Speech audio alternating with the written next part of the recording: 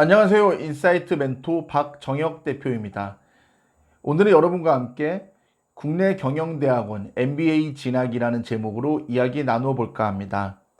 이번 영상에서는 사회 경력이나 직장 경력이 있는 분들이 진학하시는 MBA 과정에 대해서 설명해 드릴까 합니다.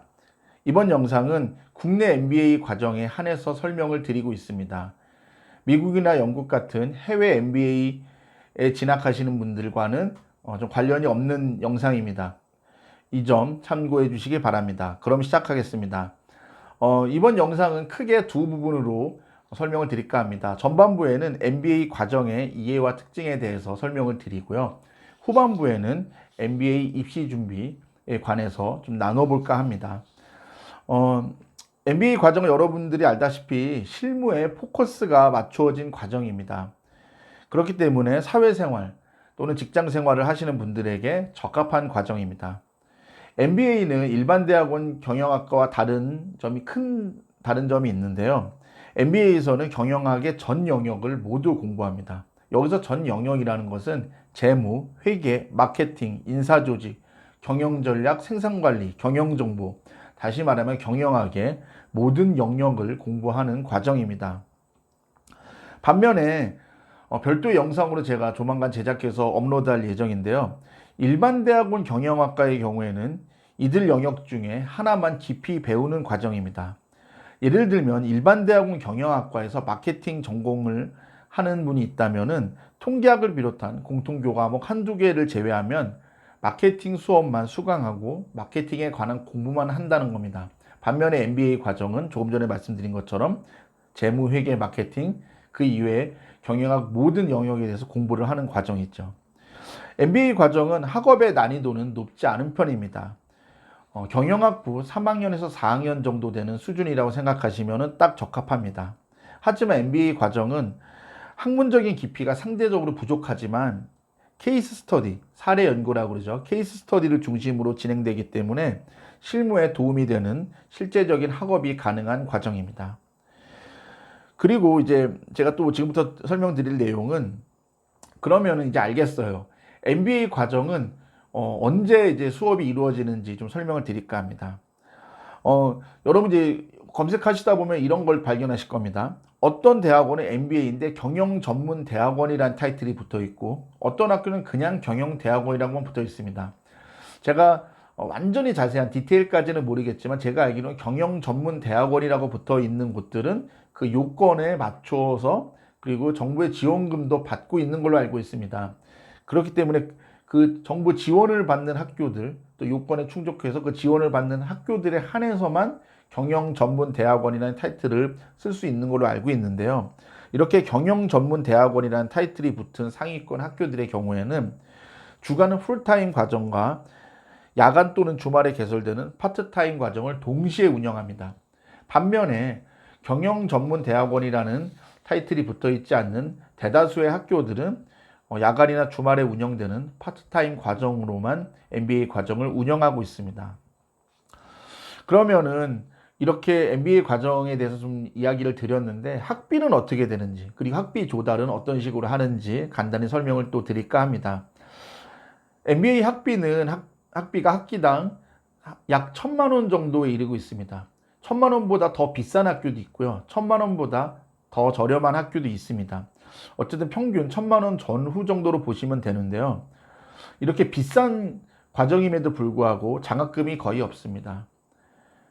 그리고 장학금이 있더라도 상당히 이렇게 적은 금액만 나오기 때문에 이 비싼 학비를 충당하기에는 턱없이 좀 부족합니다.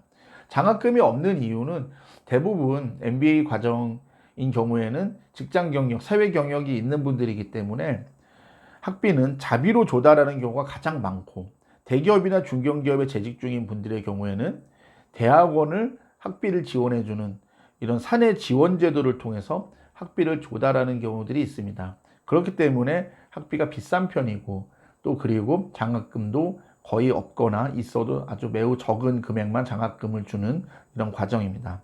네, 이렇게 MBA 과정에 대한 소개와 이런 특징에 대해서 설명을 드렸습니다. 이제 후반부로서 여러분께 설명드리고 싶은 거는 MBA 입시 준비입니다. 지금부터 시작하겠습니다. 스카이대학과 카이스트와 같은 상위권 MBA 과정은 직장 경력 2년에서 3년 이상을 권장하고 있습니다. 뭐 학교마다 다르긴 합니다만은 대부분은 이 최상위권 학교들은 최소 2, 3년 이상 정도는 있었으면 좋겠다라는 이런 내용들이 홈페이지에 적혀 있는 걸 봅니다. 물론 상위권 MBA 과정이라고 뭐 직장 경력 없는 분들이 지원하지 말라는 건 아닙니다. 근데 이거는 여러분이 일일이 좀 홈페이지에 들어가셔서 과정마다 그 소개나 지원 자격을 좀 꼼꼼히 보셔야 될 것 같은데, 상위권 MBA에서도 직장 경력이 없어도 입학이 가능한 과정들도 있습니다만, 과정 자체가 사회생활을 경험했던 사회생활 유경험자의 포커스를 두고 있고, 비싼 학비와 장학금이 거의 없기 때문에 직장생활 경험이 없는 기졸업자나 졸업 예정자들, 그러니까 갓 대학을 졸업한 분들의 경우, 아니면 이제 곧 대학을 졸업을 앞두고 있는 분들의 경우에는 MBA 과정을 선호하지 않습니다.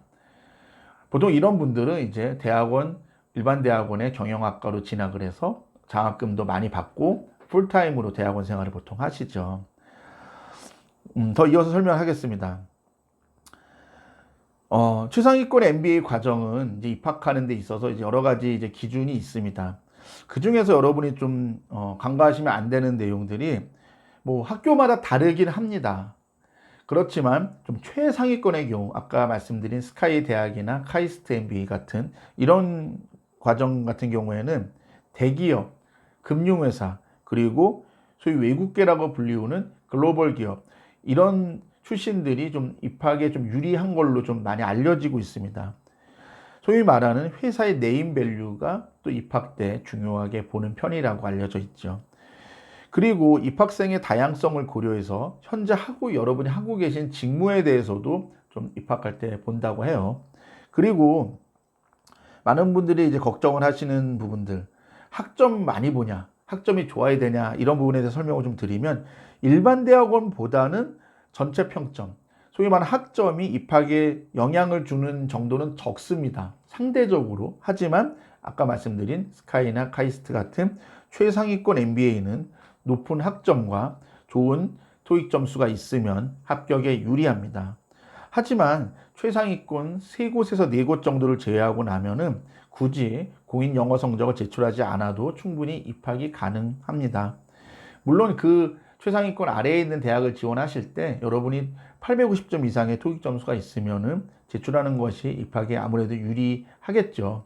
그렇기 때문에 좀 높은 토익 점수가 있는 분들은 최상위권에 가지 않더라도 지원하시면 입학에 유리하다. 하지만 지금 준비된 것이 없거나 새로 뭔가 토익 시험을 보셔야 될 분들은 굳이 최상위권에 지원하지 않는다면은 공인 영어 점수 없어도 입학이 가능하다, 이런 말씀을 드립니다.